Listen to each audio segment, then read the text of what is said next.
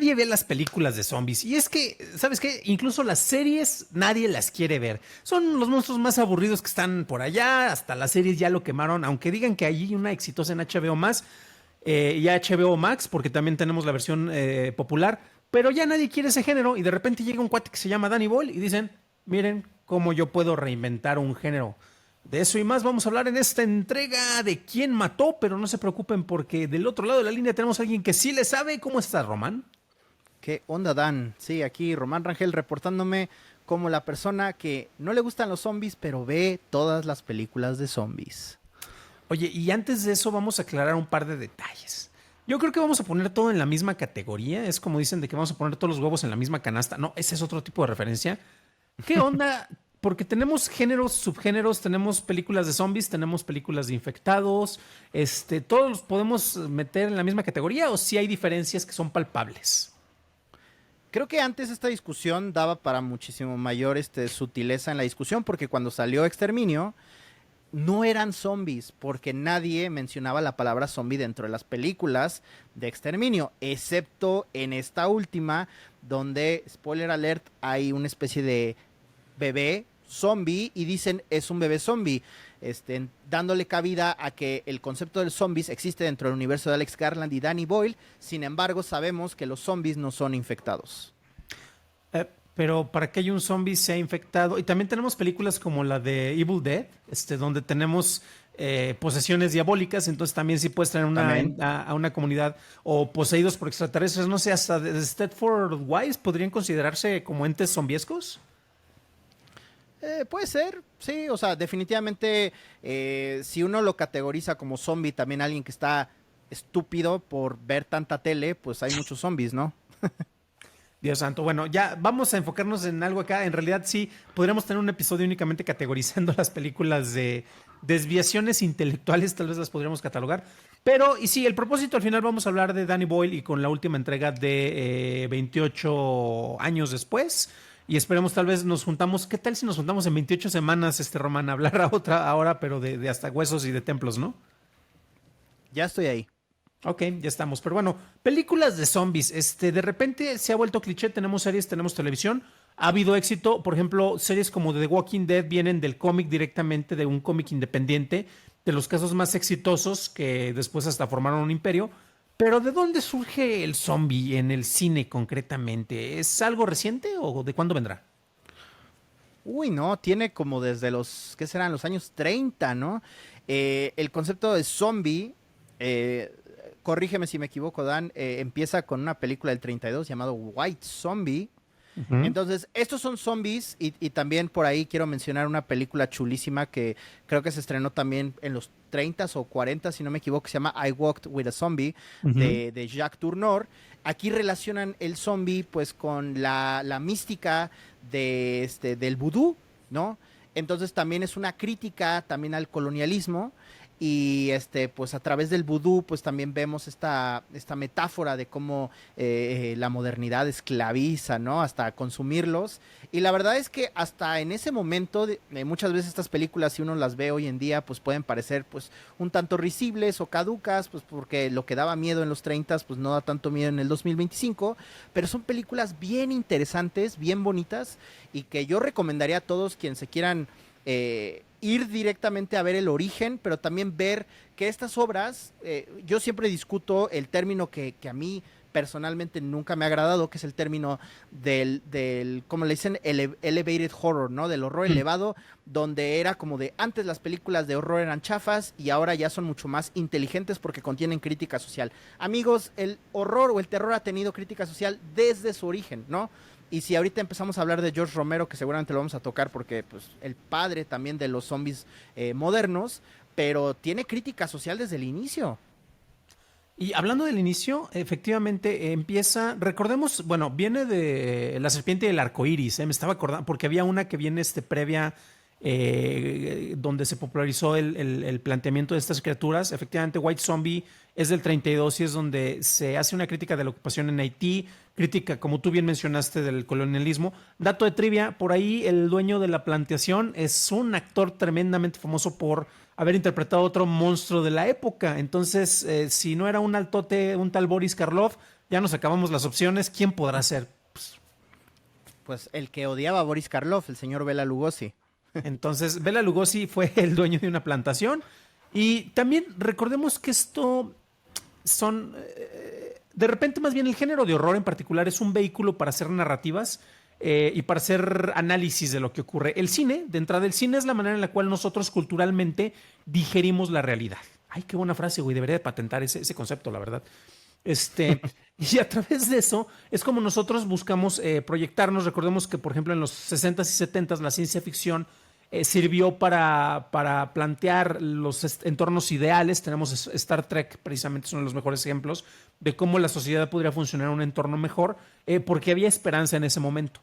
Los monstruos tienen distintas naturalezas y en el caso de los zombies hablamos de la industrialización, por ejemplo. Hablamos de la pérdida intelectual. Pero, por ejemplo, el monstruo, ¿cuáles son las características? Bueno, no sé si catalogarlo exactamente como monstruo, ahorita podemos adelantar. ¿Cuáles son las características intrínsecas que tiene un zombie como criatura del cine?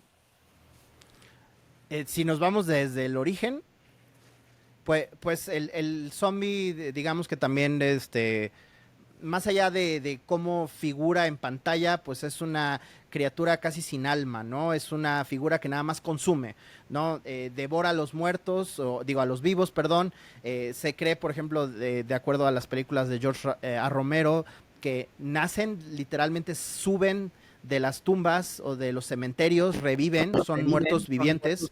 Y justamente, pues ese planteamiento de que son criaturas sin alma, que lo único que hacen en esta tierra es consumir. Oye, Román, pero a ver, una pregunta. Un zombie, bueno, es que también es fascinante porque esto aplicaría con vampiros. Por ejemplo, un vampiro es un no muerto, es una criatura que es traída como de la especie de limbo.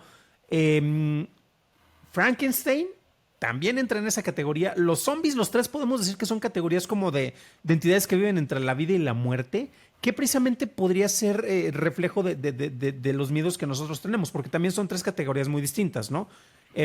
Por ejemplo, Frankenstein fue la primera, bueno, depende a quién le preguntas, pero la mayoría de las veces coincidimos que es la primera gran obra de ciencia ficción y se habla sobre la ambición desmedida de la ciencia, ¿no? Que ahorita es muy pertinente considerando lo que pasa con todos los tech bros y a raíz de eso se mete con la naturaleza y tenemos a una criatura que no debería estar viva, roba la vida. El vampiro, pues esa es una figura aristocrática por excelencia. También ahí está mucho el cliché, ¿no? El comentario de que si eres una persona que tiene una vida que dura bastante tiempo y no terminas con algo de dinero, es que definitivamente merecerías morir. Entonces es el caso que pasa con los vampiros. Y con los zombies tenemos esa especie de, ¿cómo decirlo? Es el monstruo, iba a decir como del proletariado, porque en sí es con el que todo se puede mimetizar. Ojo, también ahí está el hombre lobo, pero con los hombres lobos no tenemos como que una figura característica. O sea, no tienes un Drácula representante de los vampiros, un hombre lobo no lo tenemos, y con los zombies tampoco. Pero ahí lo curioso es que con los zombies, pues va en contra de su misma naturaleza, ¿no? O sea, podríamos hablar de zombies famosos, tal vez cuando hablemos de series podríamos mencionar alguno, pero casi todos es como que una masa amorfa que está confundida. ¿Por qué funciona de esa manera? O sea, básicamente si te peleas contra un zombie no hay problema, pero de repente cuando lo multiplicas por varios, pues ahí es más peligroso que 100 hombres contra un gorila, creo, ¿no? Eso dicen, yo no tengo que ver algún video con IA para ver si es cierto eso. Pero sí, o sea, yo creo que es uno de esos miedos que tenemos todos, que es pensar que después de la muerte no hay nada, sino nada más este vacío existencial donde lo único que queda es plagar esta tierra y consumir, ¿no? Y creo que el tema del consumismo es muy pertinente a la obra de Romero. Pero me parece que esa es la relevancia, ¿no? Sin importar cuando veas una película de zombies, lo que nos da miedo es el pensar que no hay una luz al final del túnel. Lo único que estamos destinados es a seguir aquí consumiendo, ¿no? Sí, y mira, ahorita que hablaste de Romero, yo creo que, digo, podríamos hablar sobre la historia de los zombies y cosas por el estilo, lo cual, la verdad, nos daría para bastantes programas. Está muy interesante el tema. Les recomiendo que chequen las notas del episodio que se van a liberar primero en Patreon, desde luego, porque tenemos unas poquitas fuentes bibliográficas con unos cuantos libros que valen mucho la pena. Pero mencionaste a George Romero y también, curiosamente, él en conjunto con Danny Boyle, bueno, no en conjunto porque se pusieron de acuerdo, pero ellos tampoco nunca catalogan como zombies a sus criaturas, ¿no? Entonces es otro de esos fenómenos particulares. George Romero, ¿qué fue? ¿Por el 63 o el 64 cuando empieza a retomar 68, perdón. Cuando empieza a retomar este tipo de historias y ¿qué onda con la película que básicamente forjó la percepción que aquellos que nacimos después de los 80s, que somos los que estamos aquí presentes, más varios de los que nos ven y nos escuchan, si nacieron después de los 90s o de los 2000s también entran, pero básicamente tenemos un gran renacimiento con George Romero. ¿Qué es lo que hace que de su obra permee tanto y tenga impacto con la sociedad, no solo con los cinéfilos? Creo que el año en que se estrenó, que todavía estaba toda esta lucha racial en los Estados Unidos, bastante revolucionario el contar con un protagonista negro en esa época. Y también, si no han visto La Noche de los Muertos Vivientes, que es esa primera en una trilogía que no sé si fue planeada así desde el inicio, pero porque George Romero hasta su muerte hizo películas de zombie. Creo que hizo una película en los 2000 que se llamaba El Diario de los Muertos, donde ya utilizaba la tecnología actual, y con esto nos dice que el señor utilizaba la metáfora de los zombies para hacer crítica social, ¿no? Entonces, en la primera película, pues tenemos este fenómeno pues paranormal, porque pues nunca hay una explicación de por qué los muertos suben y por qué persiguen este grupo de personas. Pero realmente es una crítica de los Estados Unidos en esa época, y el final pues es bastante irónico.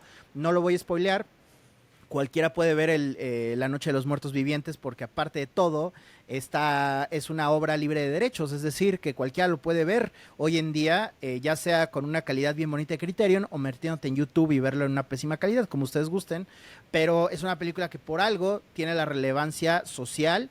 Y justamente si vemos ese tema o esa temática en la primera de esta trilogía, en la segunda, que es Dawn of the Dead, pues se nota clarísimo el ataque al consumismo, ¿no? Porque todo ocurre dentro de un centro comercial. Y en la tercera parte, Día de los Muertos, ahí es donde ya observamos desde el punto de vista de la militarización. Entonces son tres temas sociales muy importantes de los Estados Unidos, aparte de ser películas muy divertidas. El gore en la 2 y en la 3, en la primera pues es una película también bastante de bajo presupuesto, una cinta que para mí es como una tarjeta de presentación similar a lo que Sam Raimi hizo con The Evil Dead, que ahora mencionas, que yo sí entraría Zombies, Evil Dead, claro, aunque no son técnicamente zombies, son de posesiones demoníacas. Pero bueno, después de que salió la primera, en la segunda, Dawn of the Dead, se nota también un claro aumento de presupuesto y de calidad. Es una chulada esa película, tanto así que la ópera prima de Zack Snyder fue un remake precisamente de Dawn of the Dead, ¿no? Que también está bastante bueno. Para aquellos que odian a Snyder, la verdad es que esa película a mí me gustó bastante. Escándalo, te van a cancelar por ese comentario. Fíjate, ahorita estaba revisando parte de la filmografía de Romero. Había cosas que ya se me habían olvidado completamente. De hecho, él hizo una película con O.J. Simpson. O.J. Simpson, Juice on the Loose. Híjole, es del 74 y eso predijo tal vez lo que pasaría después con O.J. Y sí, efectivamente, lo que me llamó la atención es que veo que tiene dos películas que dos obras que al parecer se van a lanzar pronto, y yo fue así de que, espérame, ¿el director que sigue dirigiendo y lanzando obras después de muerto? No, pero es un episodio en una serie de televisión de Winners, donde creo que son entrevistas, y aparte rescatan entrevistas muy viejas, y aparte tenemos las expostulaciones de George Romero, El hombre con el revólver, que es un cortometraje. Entonces, no sé, IMDb, no confiemos en él del todo, pero dicen que esas dos cosas van por salir, pero por un segundo dije, qué belleza sería si efectivamente George Romero siguiera dirigiendo después de muerto, ¿no? O sea, ¿te imaginas que alguien pudiera construir un Weekends at Bernie's, pero con George Romero así de, vamos a dirigir una secuencia? Estaría muy loco. Pero bueno, la crítica social, tú mencionaste algo que también creo que tristemente concuerdo mucho contigo. Digo tristemente porque es más divertido cuando uno se pelea.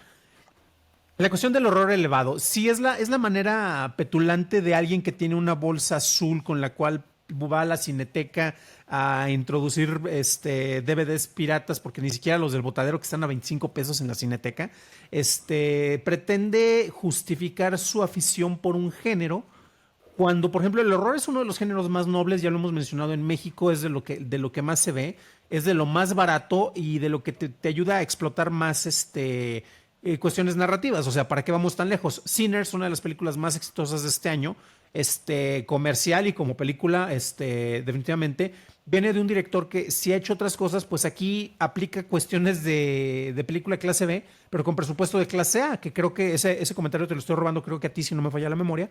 Pero el horror es precisamente algo que, sin que sea elevado, eleva por sí mismo la capacidad del artista. que creo que también es algo un poco contradictorio en este caso con el juego del zombie, porque sí es un vehículo para mostrar otra situación. Ya hablamos del capitalismo, hablamos de la época de la colonización. Podríamos hablar incluso, no sé, es que no sé si lo podríamos catalogar como zombie. Está el cliché de Robocop, del buen Verhoeven, el cual pues es un muerto revivido hasta cierto punto se podría catalogar, que también es la epítome porque es la figura, es la última tentación de Cristo, pero sin Cristo, hecha por el mismo Verhoeven, ya que creo que estaba escuchando por ahí, ¿no? Él quería hacer una película de Cristo, pero al mismo tiempo un tal Martin Scorsese estaba haciendo una película y dijo, no, pues mejor hago otra cosa, y hizo Robocop, que sigue jugando con la misma metáfora. Pero también ahí es curioso, y tal vez una cosa que podría pasar es, ¿qué funcionalidad podría tener eso de una existencia póstuma, por más hueca que sea, como lo que pasa con los zombies? Un dato antes de que me digas si estoy desvariando demasiado, pero estaba viendo un video de los de Red Letter Media, no sé si ya viste la última entrega donde hablan de Volver al Futuro, en review. Llevo la mitad, sí. Ok, un comentario que sacan por ahí es que ya ves que el productor y director, no, el guionista y el director, Bob Gale y CMX, creo que tienen por contrato de que no pueden hacer un relanzamiento de la película, un reboot o una nueva versión o un remake, si ellos siguen vivos. Entonces dicen, pues ¿sabes qué? Por bien de la humanidad, una, que no se mueran, o dos, ¿qué tal si regresaran en forma de zombies, para que no puedan hacer eso los estudios? Ojalá nunca veamos esa reboot, secuela, lo que sea de Volver al Futuro, por favor. Bueno, ya. Después de un comentario que no llevó a ningún otro lado, ya hablamos un poco de películas, pero hablemos de televisión, Román. Hay actualmente una serie, pero no es ni la primera ni la última, que encontramos gracias al hecho de que el formato televisivo ayuda a explotar más estas narrativas con estas series. Tan solo de The Last of Us. Si son zombies, son infectados, bueno, vamos a meterlos en la misma categoría, porque pues vienen del hongo, ¿no? Si no me falla la memoria. Y también tenemos The Walking Dead. ¿Qué onda con estas series? Pues digo, The Walking Dead está basada en una serie de cómics. No sé hasta dónde terminó, quizás tú sepas. Yo lo abandoné después de no sé cuántas ediciones, porque ya era como muy repetitivo, y creo que lo mismo pasa con la serie de televisión, que se vuelve como muy reiterativo, y ahora que tiene no sé cuántas temporadas, pero spin-offs y temporadas de los spin-offs, donde digo, válgame, todavía hay un público para esta serie, me sorprende. Pues el The Last of Us es la otra serie también que deriva del videojuego, de Neil Druckmann, que seguramente, yo no sé si Neil Druckmann sería capaz de admitirlo, pero hay muchísimo de exterminio en The Last of Us. No es por decir que se lo fusiló todo. De hecho, he leído comentarios donde dicen que esta última de Exterminio 3 o 28 años después es como, se parece mucho a The Last of Us, donde ya sientes que ya no sabes si le copiaron a la copia de la copia. No lo sabremos, pero como bien dices, ¿no? O sea, en televisión creo que es un formato muy noble como para continuar estas historias, pero lo malo de continuar las historias de los personajes es que se vuelve ya tan largo. Y la naturaleza de la película de los zombies, que también cabe mencionar dentro de los tropos del género, es que casi siempre vemos un grupo de villanos humanos. Es decir, los zombies son la amenaza, pero la verdadera amenaza es el hombre, ¿no? Que claramente se ha visto demasiadas veces. Y dentro de esto es curioso porque tenemos enfoques de uno de nuestros directores favoritos, Edgar Wright, por ejemplo, que él también, haciendo un tributo parodia, retomaba los distintos juegos con Shaun of the Dead, donde también él hace una crítica precisamente sobre el trabajo tan hueco, pero él lo aplica de una manera en la cual nosotros somos zombies y ya normalizamos ese estado que parecería ser una especie de ficción, pero estamos adormecidos. Y lo menciono porque en The Walking Dead creo que fueron 11 temporadas de la serie principal, más spin-offs. Oye, el último spin-off estuvo medio raro, ¿eh? Donde Daryl, que sin arco y ballesta, tiene que ser rescatado por esta Ana de Armas. No entendía, ya me perdí en la continuidad, ¿eh? Y luego lo vi en un videojuego, Death Stranding, algo así, no sé. Siempre sale igual, ¿eh? Aparte, el caracterizado siempre es el mismo, pero bueno. No sabe actuar, o sea, es otro de esos detalles.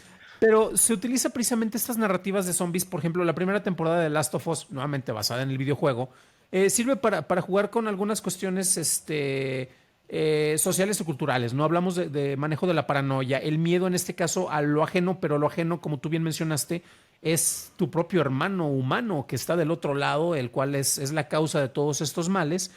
Y son cuestiones, por ejemplo, el mejor némesis que tuvo Rick en su momento en The Walking Dead, antes de que se convirtiera en el Punisher, pues era el cuate que se quedó con, ahora sí que el que le abojó a la mujer mientras que él estaba dormido, ¿no? Por decirlo de alguna manera. Que ahí es donde el zombie se convierte más como que en el pretexto para que ocurran otras situaciones que estaban como que ahí latentes. Es curioso porque uno, hablando de adaptaciones del cómic, una que creo que vale la pena mencionar, hay Zombie, que debe estar en Max todavía, a menos que la haya borrado el tío Zaslav. Es recomendable porque nuestro personaje principal es una chica zombie que tiene que trabajar y conforme tiene contacto con los cadáveres, tiene como que tratar de resolver, ya sabes, el crimen de la semana, el asesinato, y usando habilidades forenses tiene que hacerlo. Y ahí sí tenemos a alguien que es un protagonista zombie dentro de esta serie. Y ahorita que lo estoy pensando, te iba a preguntar qué otros casos recuerdas, pero tenemos al mismísimo Lex Luthor, que Ujú. estuvo en una gran comedia romántica. ¿Te acuerdas cómo se llamaba? Sí, Mi novio Warm es un Bodies. zombie. Warm Bodies, Ah, exactamente. ajá, sí, le pusieron aquí Mi novio es un zombie, digo, un título, está jocoso el título, pero pues me gusta más en inglés Warm Bodies, donde como bien dices, nuestro Lex Luthor, Witness Me también, Mad Max, interpretaba un zombie que de alguna manera está muy padre el concepto porque es una comedia romántica. Shaun of the Dead ya lucía o presumía ser la primera rom-com zombie, es decir, la primera comedia romántica zombie. Pero esta película es una historia de amor entre un zombie que a través del poder del amor va humanizándose, ¿no? Va encontrando su humanidad de regreso por este amor que tiene por una chica que es una sobreviviente humana. Y me parece como un ingenioso juego, un manejo, obviamente no tiene ningún sentido, ¿no? Así como de si estás muerto, si estás convertido en zombie, normalmente también dentro de los tropos del género es que tú ya no puedes regresar a ser persona. Es decir, una vez que te infectas, en el caso de exterminio, o que te mueres, estás ya muerto. Pero en este caso me gustó este manejo, este juego, que lo hace divertido y de hecho es una película bastante disfrutable. Y bueno, ahora sí vamos a pasar al plato fuerte que dependemos, no sabemos cómo va a ser la portada del episodio, pero seguramente la vamos a representar de alguna manera. Danny Boyle. Es muy interesante la manera en la cual él retoma y tiene dos características en las dos películas que él dirigió, primero la de 28 días y después la de 28 años. 28 meses, por cierto, si hay una película de 28 meses, que la vamos a dejar en los comentarios, que es probablemente un mockbuster, después de las 28 semanas. Y también hay una que es 28 días, o sea, no 28 días después, pero sino 28 días nada más, que está medio raro, ¿eh? O sea, esa no sé cómo encaja en la continuidad. Pero ¿qué onda con Danny Boyle? Él es un director caracterizado por usualmente en sus orígenes ser muy punk, lo cual creo que reafirma con la última cinta de la cual vamos a hablar más adelante. Pero a mí lo que se me hace curioso es que es muy punk de los 70s. ¿Qué pasó con esa generación de los 90s que era el cyberpunk y que iba a reinventar un montón de cuestiones? Y ya no ha habido nada más. Hablaremos después de eso, pero ¿qué es lo que hace que la primera cinta de Exterminio o 28 Days Later ayude a revitalizar el género? Uy, pues varias cosas. Veo que también en Letterboxd mucha gente ha revisitado esa película. Yo tuve el gusto de verla en cines y a mí me encantó.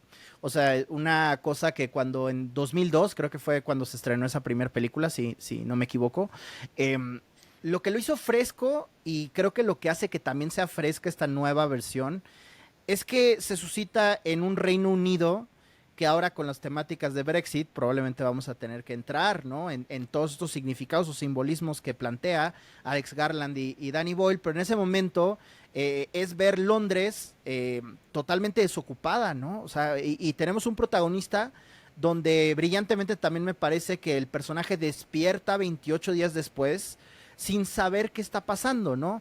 En esencia es como nosotros, la audiencia, tenemos un personaje totalmente perdido en este mundo que al parecer ha sido completamente exterminado, porque los zombies no aparecen inmediatamente, sino hasta un rato donde él empieza a explorar la ciudad.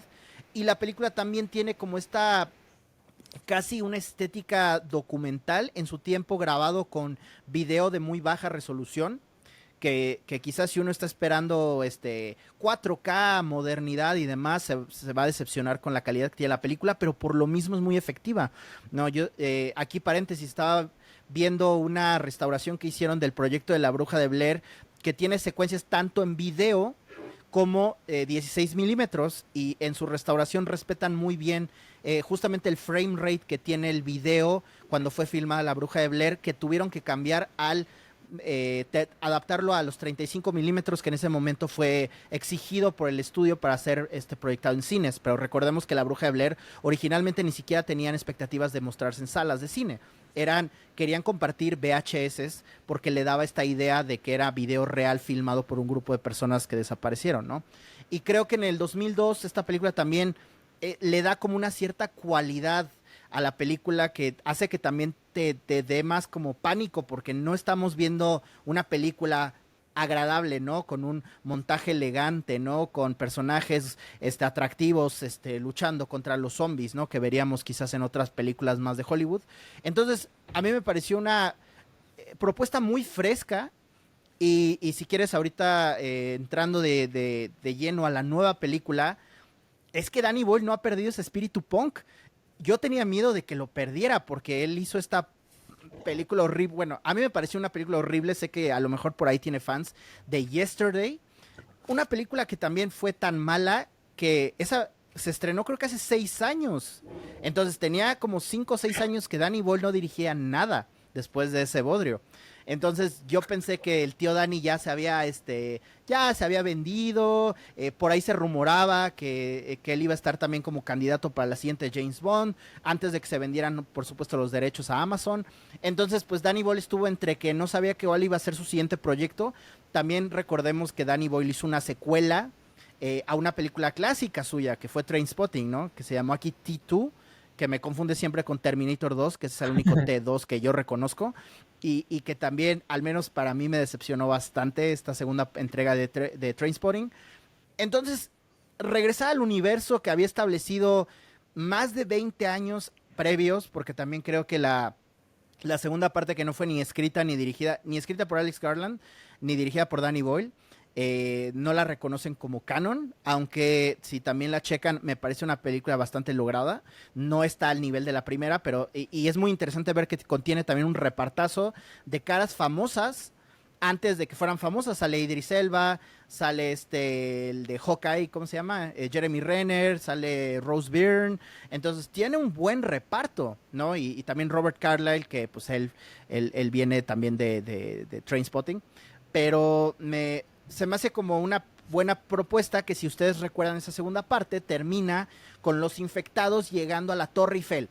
Es decir, que la infección llegó a Francia y ahí termina la historia y nos quedamos como, ¿y luego qué pasa? ¿No? Entonces, muy interesante ver que en esta última película no reconocen eso como canon, sino de que el virus o la infección se quedó atrapada en el Reino Unido, ¿no? Que me parece increíble, pero bueno. Y hay unos detalles, bueno, ojo, yo Yesterday soy de los pocos que le gustaron porque sé que entiende, o sea, no voy a discutir que es una gran película ni nada por el estilo, reconozco sus limitaciones, yo ahí también, asterisco, es de que algo que me guste no significa que sea bueno, entonces ahí júzguenlo como quieran. Danny Boyle tiene 68 años y de repente viendo una etapa en la cual se alejó un poco, pues es que estaba de pareja de Rosario Dawson, entonces es como de que, oye, pues se estuvieron en una situación, es como Ben Affleck, ¿no? De que, pues, ¿qué estará haciendo este güey? ¿Por qué no está haciendo otra película que gane Óscares? Ah, perdón, es que está con Ana de Armas. Ah, no, perdón, está con alguna de las Jennifers, ¿no? La de en turno, la que lo deja seco, etcétera. Pues entonces ahí como que uno tiene que ver. Y revisando la filmografía de Boyle es súper interesante porque ha sido muy propositivo, pero es curioso que esta nueva cinta es la más taquillera que ha dirigido en su historia, lo cual te habla de que es algo positivo que pues, es bueno, porque eso significa que su cine sigue resonando con las audiencias, por mérito propio, desde luego, pero también es triste porque significa que tiene películas que puedes catalogar como mejores, de hecho, pero nunca resonaron a ese nivel. Es discutible que la de Quiero ser millonario o Slumdog Millionaire sea mejor o peor. Él dice ahorita que ya no lo dirigiría de nuevo por varios factores. Sunshine a mí me encantó, por ejemplo. Trainspotting y T2 Trainspotting, porque se le tuvieron que agregar eso, pues desde luego que son grandes cintas, pero es curioso que nuevamente es alguien que en sus orígenes, y Trainspotting es por la cinta que muchos lo llegamos a conocer, es alguien que sabes que es punk en la narrativa, en la edición, en la temática, en el juego de los actores. Pasa lo que yo menciono de que hay una especie de lapso en el cual se murió Kurt Cobain básicamente y la rebeldía se fue al carajo, díganme lo que quieran, pero parece que ese es el punto que mató ese espíritu de todos en contra del sistema. Llega esto tanto gracias al juego de fotografía y un pequeño comentario. Es bien interesante cómo se hace una especie de reconexión sobre los procesos conforme pasa el tiempo. Muchos dicen, es que se grabó en MiniDB. MiniDB te grababa en HD. A ver, tampoco no mamemos de que, ay, tenía baja calidad. Tiene baja calidad si la comparas con los estándares de reproducción que existen actualmente. En sala de cine y a la distancia se veía muy bien. Esa película, de hecho, por eso se recomienda la de 28 días después o Exterminio. Qué bueno que la pudiste ver en cine, yo la vi en cine, pero si tratas de verla en streaming, se va a ver pinche por Es como jugar un videojuego clásico, no en una pantalla CRT, sino en una pantalla LCD moderna. Y es que se grabó con una cámara chafa, un mini DV. A ver, se grabó en una calidad que sí era HD, con una Canon XLR1, que mi cortometraje de Milagro está filmado con el mismo tipo de cámara que en su momento era lo más top que existía en video digital. Superior incluso a lo que utilizaron en su momento Michael Mann, que él fue de los grandes pioneros del juego con trabajo digital, o a lo mismo que estaba haciendo George Lucas. Entonces, a esa especie de reinvención sobre formatos y que se ve pinche es así de, no. A ver, estamos comparando injustamente algo. Proyecten una versión no restaurada de una película, como pasó recientemente con Star Wars, el corte original que creo que en Londres se exhibió, sin nada de las ediciones de George Lucas, y dices, güey, esto se ve chafísima, o sea, se le ve el cierre a Chewbacca y cosas por el estilo, y es de, ahí está, querían los cortes originales, pues así es como estaban. Entonces es interesante cómo la memoria reinventa, ¿eh? Es que también depende con los ojos con lo que lo estás viendo. O sea, si eres una persona que no calibra su televisión y le deja con el Motion Plus en su televisión, donde todos se mueven como si estuviéramos así en un videojuego, y además que aunque se vea muy nítida la imagen, de todos modos está duplicando cuadros, entonces claro que te va a parecer fea la película. Incluso la gente que ve películas grabadas en celuloide y cuando ven ese grano que se ven las películas dicen, ay, ¿por qué tiene ese grano? No me gusta, es como si estuviera sucia la película. Y dices, pues bueno, es que tú no conoces de formatos y de hecho hay restauraciones preciosas. Es interesante también hablando de estos formatos que van a reestrenaron en cines Exterminio, la original, pero también me parece que va a salir en 4K. Ahora, ¿cómo HD en el 2002 no es lo mismo que obviamente HD hoy en día, ¿no? Pero hay otra película que fue filmada similarmente con esa tecnología y es una de las últimas películas del buen David Lynch, que fue Inland Empire. También fue pues ahora sí que una película fea de ver, ¿no? Digo, usando nada más términos como de la chaviza tratando de ver lo digital de esos años, pero hicieron una restauración interesantísima para los de Criterion. Y la película se ve preciosa en la versión no 4K, porque no es en 4K, pero es en Blu-ray, o sea, es 1080p, pero es otra cosa. No es aquella película que yo también fui a ver al cine, porque fui a ver Inland Empire cuando fue su estreno. Tres cuartas de las partes de la sala se salió. Nota divertida, no la aguantaron. Yo estaba ahí pegado a la pantalla, pues porque David Lynch, pues sí. Pero recuerdo aún en salas de cine que no lucía como ninguna otra cinta que estaba en cartelera, ¿no?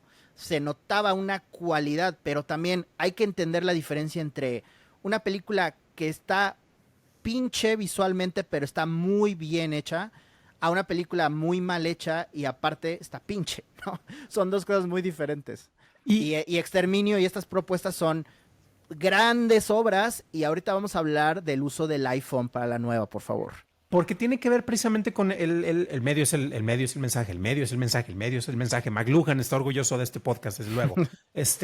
Porque es saber aprovechar las limitaciones que tienes, no como limitaciones, sino como instrumentos que vayan en pro de la historia. Entonces, el hecho de que se utilizara una cámara mini DV tuvo funciones técnicas y por eso también mencionábamos Slumdog Millionaire, porque grabar en la India con el tipo de libertad que se estuvo manejando en ese momento, tú veías básicamente a alguien con un steady ultra portátil en las calles de la India, y es algo que no podría hacer con una cámara de cine.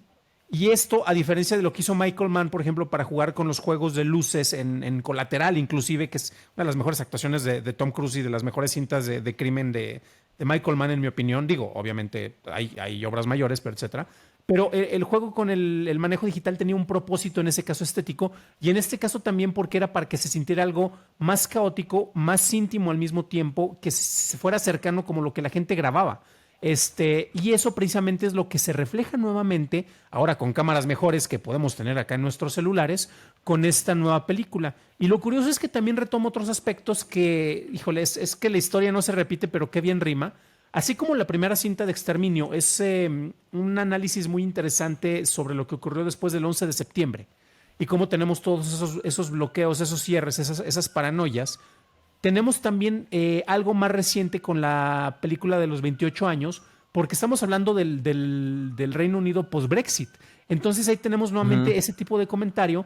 Y por ejemplo, aquí tenemos una estética más cuidada como la que te puede lograr tu cámara de celular, amiguito. Particularmente un iPhone, que al iPhone que le pusiste un rig súper pesado, que honestamente es más fácil grabar con una cámara profesional o semiprofesional que con un iPhone por la cantidad de cosas que le quieren, que le tienes que poner para que funcione. Pero tiene una estética, ya sabes, con el modo cinematográfico, para que te sientes artista, con el cual te voy a blurear la parte de alrededor, voy a poder jugar con los juegos de enfoques en postproducción para saber si me voy a enfocar, como en este caso yo, mi cámara me está enfocando el rostro, o si me quiero enfocar en elementos como de la parte de atrás, y yo hago esa especie de blureo o de ignorar lo que está alrededor de una manera muy selectiva, que curiosamente es lo que pasa con esa pequeña comunidad escocesa. Y a ver, Román, platícame qué onda con esta historia, porque a nosotros nos gustó mucho. Sabemos que hay personas que no les gustó, están muy equivocados. Todo el mundo tiene derecho a estar equivocado, desde luego. No, pero sabemos también que esta película pues no es para para todo tipo de público. ¿Qué es lo que ocurre en esta cinta? Primero que nada, me encanta que divida, ¿no? O sea, creo que un cine que es demasiado complaciente, aunque sea bueno, hay veces que tiende a ser pues aburrido en el sentido de qué más podemos sacarle para discutir. Bueno, la historia, para empezar, cabe mencionar que no tiene nada que ver en cuanto a los personajes, tanto de la primera de Exterminio como la segunda, es decir, Sale tenemos un Cillian nuevo Murphy. reparto. Yo lo vi Ese de no era fondo. Cillian Murphy, solo se parecía, no era él. Pero por ahí ya confirmaron que Cillian Murphy va a salir tanto en la segunda como en la tercera. A lo mejor hubiera estado bien que Danny Boyle no lo hubiera spoileado, que hubiera sido más la sorpresa, pero bueno, ya lo sabemos. Pero bueno, en esta nueva película tenemos esta comunidad escocesa que vive, digamos, de una forma armoniosa, pero libre de toda la modernidad que existe en el resto del mundo. ¿A qué me refiero con eso? Ellos no tienen computadoras, no tienen internet, no tienen celulares, ni siquiera tienen médicos en esta comunidad, en esta comuna donde viven. Porque empieza la película y vemos a un padre y a un hijo, su hijo cumple 12 años, entonces también estamos en esto del coming of age y vemos como el padre, como para dar este paso a ser hombre, pues lo lleva a cazar y literalmente es la cacería de infectados, ya no de animales. Entonces viven como si vivieran hace cientos, quizás miles de años. Y también por ahí está la mamá de nuestro protagonista, que es una mujer que está enferma, se encuentra en cama con una enfermedad que al principio de la película no sabemos cuál es, porque nadie sabe, pues porque no hay un médico en la comunidad que pueda determinarlo. Sin embargo, ella está muy mal, sufre de episodios de confusión. Entonces nos establecen y de una forma muy hábil, porque también ahorita que hablemos de esta película quiero yo mencionar Alex Garland como guionista. Ha sido muy productivo Garland, tanto en guionismo como en dirección en los últimos años. Este mismo año tuvimos la oportunidad de ver una película que codirigió llamada Warfare, que anda por ahí en Prime si alguien la quiere ver. Pero es muy peculiar el aspecto de Garland más fantasioso que el Garland más realista, ¿no? Si separamos Civil War o Warfare de obras como Sunshine o Dread, también, por ejemplo, una gran película que por ahí tristemente fracasó en taquilla, Garland casi siempre explora ideas muy grandes, a veces para mal. Por ahí recuerdo una película que creo que nadie se acuerda de él, que se llama Men, que a mí me pareció sumamente fallida y por mucho la peor, para mí al menos, la peor película de Garland. Pero siempre es interesante que se deja llevar por conceptos grandes, pero creo que en este caso Danny Boyle es quien lo aterriza en el lado humano. Y eso es por lo que esta historia funciona muy bien, porque por mucho rato estamos viendo una película que no es de sustos, no es una película que siga los clásicos, ¿no? Tropos o momentos o beats de la historia donde, mira, ahí está un zombie, corra, ¿no? O sea, sí hay momentos claramente de eso, pero creo que la estructura de la historia es muy curiosa. A mí me parece que si queremos analizarla, de alguna manera me parece que es fallida, porque tenemos la parte del padre y el hijo, que tiene un muy buen ritmo, y después perdón, voy a entrar en spoilers, territorio de spoilers. Pero la parte donde ya nuestro protagonista, el chico, que se me olvida el nombre, ¿cómo se llama? Pero él decide llevar a su madre con el rumor de un doctor que se encuentra ahí viviendo en esta especie de éxodo. Me parece como que parece una película totalmente distinta. Y tenemos un momento en el rumbo al final, un momento climático, que es sumamente doloroso y muy dramático para una película de zombies, ¿no? Sé que ha habido películas de zombies muy dramáticas, el ejemplo también clásico de que yo voy a mencionarlo, Train to Busan, una chulada de película que a mí me hace llorar porque al final es la historia de un padre y su hija, y aquí también similarmente es la historia de un hijo y su madre, bueno, y su padre también. Y cómo empieza la película y cómo termina con un personaje muy improbable llamado Jimmy, también se me hace muy divertido, y creo que esa es una de las razones por las que mucha gente de los normies no les ha gustado la película, porque empezamos con los Teletubbies en la tele, que ya es algo muy irreverente, porque la película también tiene momentos de humor. Y terminamos con los Teletubbies, ¿eh? Terminamos con otra versión de los Teletubbies, con un niño, bueno, un protagonista, un personaje que empieza como un niño en la primera escena y termina como ya un adulto en la última, obviamente dejándonos para la siguiente parte. Pero es muy irreverente, o sea, tiene unos cambios, también todas las secuencias que son como en infrarrojo, con cámara infrarroja, que son momentos oníricos también, literal son sueños a veces de los personajes, y claramente el poema que también estaba en el tráiler y que fue tan popular en el tráiler que decidió Danny Boyle incluirlo en la película, que me llama la atención que originalmente no estaba. Todo eso hace que sea interesantísimo. Me recordó a ratos también a lo que hace Jonathan Glazer con La Zona del Interés, hablando de experimentación. En este caso, Glazer hace más como una experimentación con el audio, aunque también el audio aquí es interesante porque tiene una banda sonora muy extraña la película, muy rara. Flying Lotus creo que se llama el que hizo la banda sonora, que también hablando de la filmografía de Danny Boyle, ¿no? Sus películas casi las mejores son recordadas tanto por la película como por la banda sonora. Tú escuchas la banda sonora de Trainspotting y es un clásico, ¿no? Y la banda sonora también del original Exterminio, una joya, una chulada. Entonces, esta tiene una banda sonora que no sigue del todo como lo anterior visto, pero vaya que está muy interesante.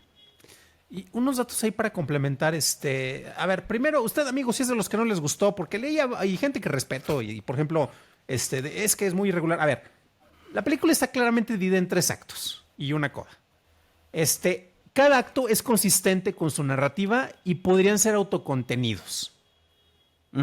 Perdón, el hablar de que son inconsistencias es de, güey, qué pinche película o qué pinche corte tan pinche vieron para tener esas pinches opiniones tan pinches. Ni a Jimmy ni a todo el clan de los Jimmys, por cierto, saludos, queremos mencionar saludos a Jimmy, a Jimmy Inc., a Jimmy Shite, a Jimmy Fox, a Jimmy Jones, a Jimmy Snake, a Jimmy Ma y desde luego a Sir Jimmy Crystal. Son grandes personas que han hecho mucho por la humanidad en la película, aunque de repente ponen cosas de cabeza. No, pero es que en serio, o sea, el tratar de juzgar eso es ignorar cuál es el propósito que tiene la cinta en la exploración de en distintas temáticas. Tienes, por ejemplo, el juego con el papá, que sí es el macho alfa de los no infectados, que es la contraposición de los machos alfa que existen dentro del universo de los infectados. Y son la gran contraposición. Ahí ves que precisamente Taylor Johnson es un excelente Kraven el cazador, solo que se equivocaron de películas y querían verlo como esa fuerza de la naturaleza combatiendo o cazando a personajes más poderosos. Y él precisamente es el epítome de lo que es el ideal masculino dentro de una sociedad retrógrada, ambientada más en los años 50, con una mentalidad que abarca más hasta los 70, pero que está atrapada dentro de esa burbuja dentro de los 2020. Y eso precisamente te ayuda para tener una contraposición después de que tienes el periodo de maduración con el personaje, para que este personaje de Spike cuente su propia historia. Su propia historia es la que forma parte del segundo y tercer acto, que son brillantes. El primero te da lo que quieres, pero aparte te lo da con creces. Tiene la mejor secuencia de persecución de zombie, la más bella que van a ver en su maldita vida. con esa persecución en el agua y las estrellas en un mundo en el cual ya no tienes nada de conexión porque no hay electricidad en ese rincón. Para darte pauta a una cinta propiamente de maduración bien hecha, no como otras, que es bastante interesante y la conexión con una estética bastante bizarra y bizarra en los dos significados que tiene. O sea, es extraña y al mismo tiempo es elegante, que es la connotación original, y donde afortunadamente te llega un personaje interpretado por una de las grandes figuras de este cine que tiene una gran flema, que en el momento en el cual tú dices, ah, caray, espérame, tal vez yo lo recuerdo, el tío Ralphie, porque lo he visto hasta como de chef, pero en el momento en el que entra a pantalla, no importa que esté todo manchado, dices que me recite a Shakespeare. El cual te va a decir unas cosas que, aunque estén disparatadas, tienen profundidad dentro del entorno que se maneja, que es precisamente todo este tercer acto.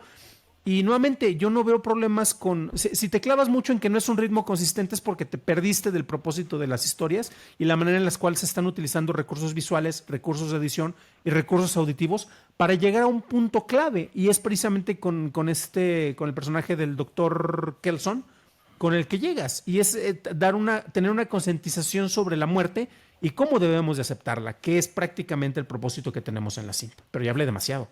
No, no, no. O sea, se me hace, creo que también parte de las opiniones divididas es porque nos han acostumbrado con narrativas mucho más convencionales en el género de zombies a tener ciertas expectativas, ¿no? Estamos esperando que algún personaje se muera, ¿no? O quién va a sobrevivir, que es también este juego como de... Lo que hace que sean divertidas las propuestas de zombies. O sea, no todas tienen que ser serias ni tener así como algún tipo de trasfondo, ¿no? O subtexto así profundo. Pero claramente esta película y tiene algo que decir y está utilizando el género de zombies para decirlo. Y por eso yo digo que es Garland teniendo un diálogo con Danny Boyle sobre lo que está ocurriendo en Brexit, ¿no? Y justamente también...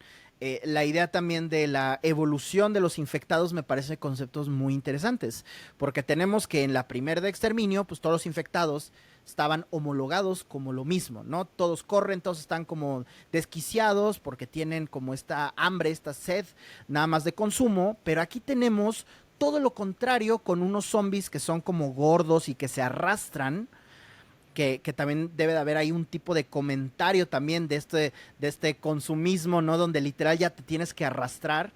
Y tenemos a los alfas, ¿no? Que me parece también una adición genial, que ya también confirmaron que el alfa, ¿cómo se llama el alfa Samson. que sale aquí? Samson va a salir en la siguiente película que me da mucho gusto. Soy fan, soy Team Samson. Pero estas figuras que son casi como gigantes en la tierra adquieren como tonos míticos en la historia, ¿no? Que justamente si alguien va a buscar realismo, pues tampoco estas películas son realistas, pero sí tienen como un elemento casi como de mitificar estas historias, lo cual hace que impacten mucho más. Que yo lo comparaba con The Last of Us. Yo te seré sincero, a mí me gustó mucho la primera temporada de The Last of Us, pero tal como la gran mayoría de la audiencia lo abandoné después de que mataron a Pedro Pascal. Y no tanto porque lo mataran y dijera, wow, extraño a Joel, ¿no? Simplemente me aburrió porque sé que, siguiendo en tono al videojuego de The Last of Us Parte 2, pues ya sigues a un personaje que no me parece tan interesante como lo que fue la dinámica entre Joel y Ellie. Pero aquí como Danny Boyle sí quiero saber más de este mundo, ¿sabes? Me parece que tiene una construcción, y cuando veamos la trilogía, que esperemos que hagan la tercera, porque sabemos que la segunda parte ya está filmada por Nia Da Costa, pero la tercera no es una garantía. De hecho, Danny Boyle lo ha dicho en entrevistas. La única forma de que hagan una tercera parte es si las dos primeras son exitosas. Y creo que la primera ha sido relativamente exitosa. Me preocupa su segunda semana en cartelera, porque sé que el word of mouth, esto de que la gente que no le va a gustar, a lo mejor va a hacer que otras personas no le den chance, al menos en salas de cine. Espero que no sea el caso, pero siento que el guión de Garland está muy bien estructurado para que haya 3 partes, y de hecho hasta el título de The Bone Temple, el templo de los huesos, adquiere mucho carácter cuando ves esta primera parte, porque en esencia vemos ese templo de huesos literal que tiene en el personaje del doctor, ¿no? Entonces, creo yo que habría que esperar a ver la trilogía, pero a mi parecer es una obra bastante interesante, más porque es una obra veraniega, es una película de estudio, ya no la distribuye Fox como las primeras dos de Exterminio, la distribuye Sony, pero estrenarla en junio, entre películas de Pixar, muy pronto vamos a tener dos películas de superhéroe, tanto de Marvel como DC. Tenemos ahorita el estreno de otra secuela improbable llamada Megan 2.0, una película de Fórmula 1. Esta es una película que quizás es arriesgada encontrarle esta ventana en el verano. No estoy seguro si hubiera tenido un mejor chance de ser como una película de Halloween o por esa época de octubre, ¿no? Pero de todos modos es disruptiva, es una obra disruptiva y hasta en su fecha de estreno es disruptiva. Y fíjate, ahí hay algo que está en el texto que eventualmente voy a publicar con la crítica más a detalle. Y una de las cuestiones que menciono, perdón, voy a citar al mejor autor que he leído sobre esta película, a mí mismo. Porque sobre el juego del manejo de personajes están muy bien planteados. Tú ya lo mencionaste, Danny Boyle funciona muy bien con Alex Garland. Boyle, cuando tiene un guionista de nivel, logra elevar la obra de gran manera y le mete humanidad. Es lo que él tiene.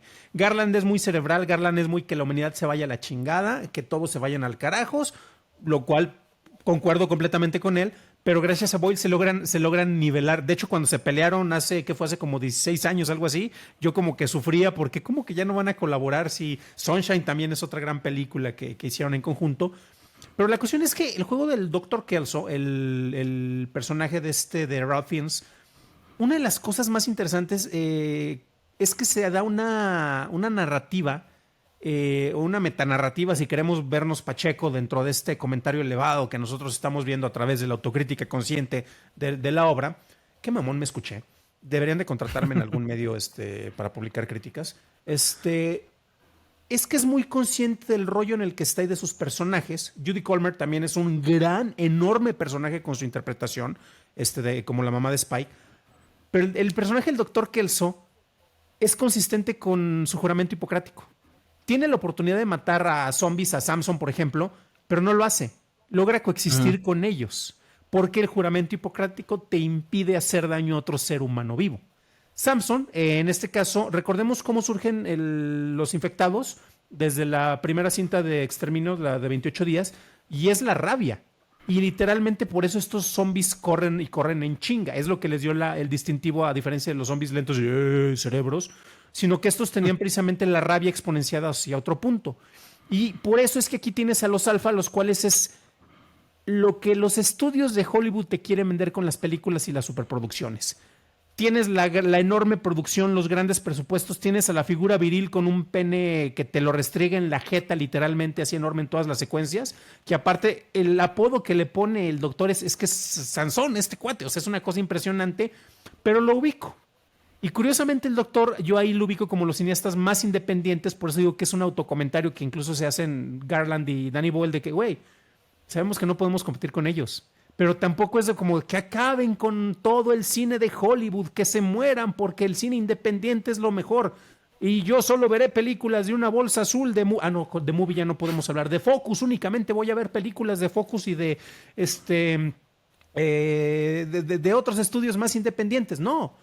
Aquí te dice, güey, tenemos que coexistir. Y así como tú mencionabas de que se atreve a estrenarse en temporada de verano de competencia, se logra posicionar a Elo, la película de Pixar, le ha ido mal. Vamos a ver si retoma. Pero curiosamente con la cuestión de, güey, podemos coexistir. Tú haz por allá tu asunto. Yo como el doctor veo que puedo rescatar, en este caso ideas, audiencias o como lo quieras catalogar. Pero es ahí donde veo reflejada la dupla creativa que tenemos con Garland y Danny Boyle dentro de ese personaje que lo vamos a ver en secuela, y nos dice de que a final de cuentas todos podemos coexistir dentro de este mundo tan caníbal como puede ser precisamente el entorno del cine comercial. Pero pues nomás contemos buenas historias. Nuevamente, una edición súper dinámica, un soundtrack. Danny Boyle, yo creo que incluso por encima de Tarantino, porque Tarantino recurre mucho a reuso de temas más clásicos, pero te dan las esencias de un cine clásico reinventado cada vez más, que te invita a verlo en la pantalla. Al menos eso es lo que pasó. Sabemos que a la otra mitad de la audiencia tal vez no le gustó, pero efectivamente funciona muy bien y nos llega como algo refrescante a las carteleras. Totalmente.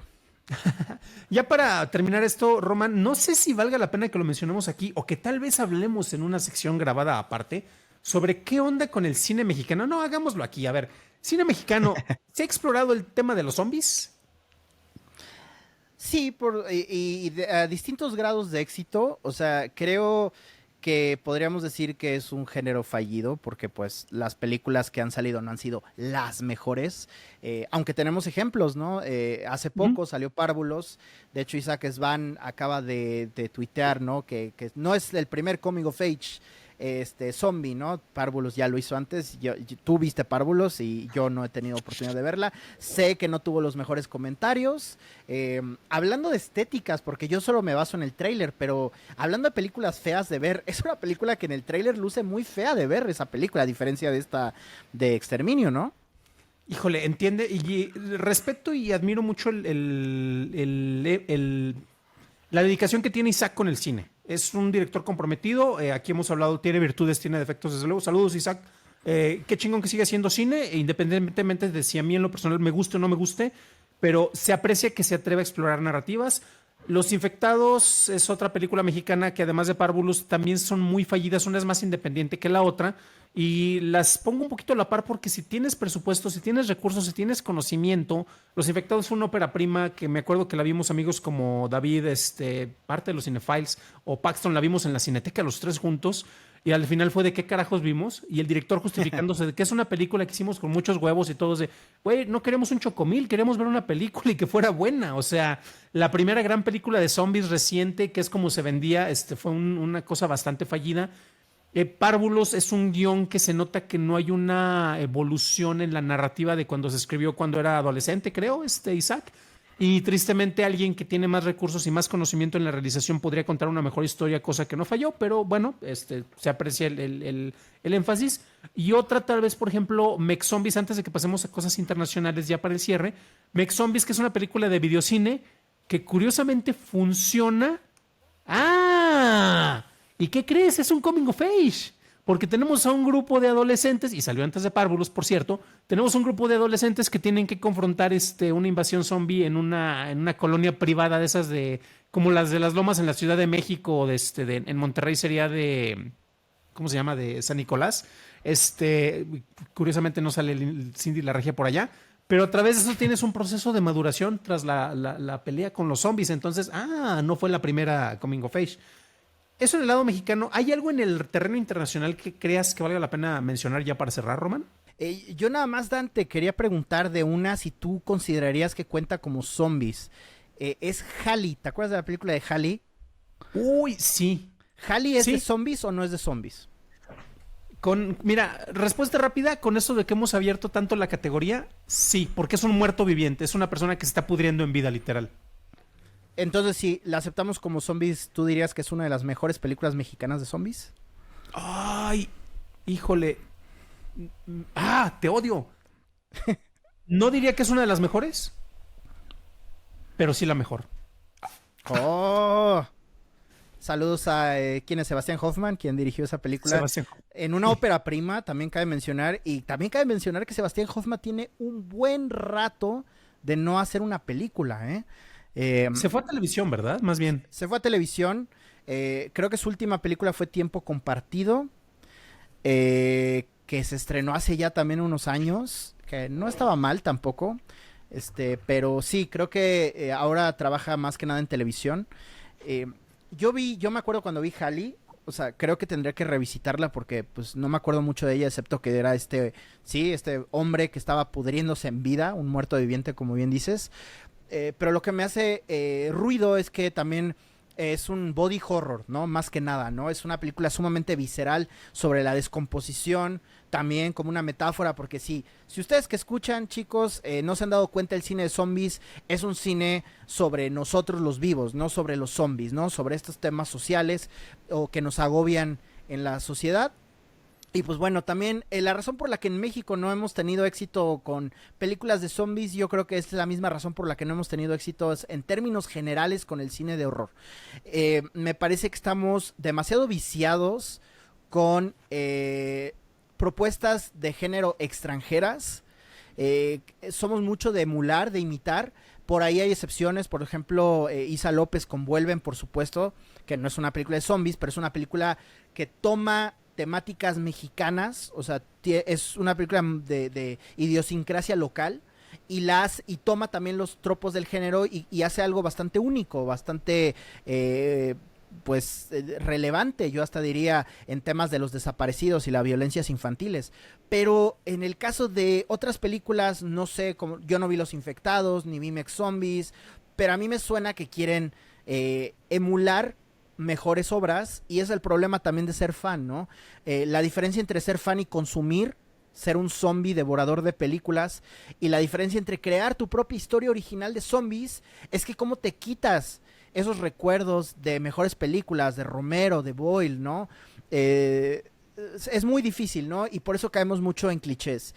Y también otra de las cuestiones es que los apoyos van generalmente a un cine que no precisamente es de género, sino más de temática social. Y eso nos limita mucho, ¿no? Si tuviéramos jurados un poco más, no quiero decir honestos no es la palabra, pero generosos en donde a quienes van los recursos, por ejemplo, creo que tendremos más oportunidad de hacer un cine más de género, ¿no? Películas de zombies, películas de ciencia ficción, películas de suspenso, etcétera, etcétera, y no solo películas que son metáforas sobre los desaparecidos, que ya hemos explorado el tema demasiado, a mi parecer. No estoy diciendo, y no me vayan a malinterpretar, que yo estoy limitando a la gente y a los realizadores y cineastas de su visión. Claro que no, todo es valioso, pero más sin embargo no vamos a salir de lo mismo si queremos o hablar de los mismos temas sin encontrar una mejor manera de contar esas historias y copiarle a los gringos o a otros que han hecho mejor también esas historias de zombies. Películas internacionales que a mí me llaman mucho la atención: Juan de los Muertos, una película cubana hecha con un presupuesto que seguramente es inferior hasta que de las películas mexicanas que mencionamos, filmada en Cuba. Sabemos que la industria cubana no es una industria precisamente, salen de ahí unas cuantas películas y son menos las películas que sobresalen a nivel internacional. Juan de los Muertos fue una de ellas, y es una comedia que seguro fue influenciada por Shaun of the Dead, que tuvo la influencia de Romero. No es ningún misterio por ahí. Dato de trivia, si ustedes saben, no sé si tú, Dan, seguro sabías que Simon Pegg y Edgar Wright salen como dos zombies en la película de Land of the Dead de George Romero, si te acuerdas de esa película. Sí. Por ahí los pueden cachar en una escena y es bien bonito, ¿no? Cómo cierra el círculo, ¿no? El ciclo de un director. Que también Edgar Wright no es la primera vez que lidia con zombies. Hubo un episodio de Space donde el personaje de Simon Pegg está jugando Resident Evil 2 y es tanto su obsesión por el videojuego que empieza a ver los zombies también en la vida real. Entonces ya desde ahí estaba el germen, ¿no?, de la idea para Shaun of the Dead.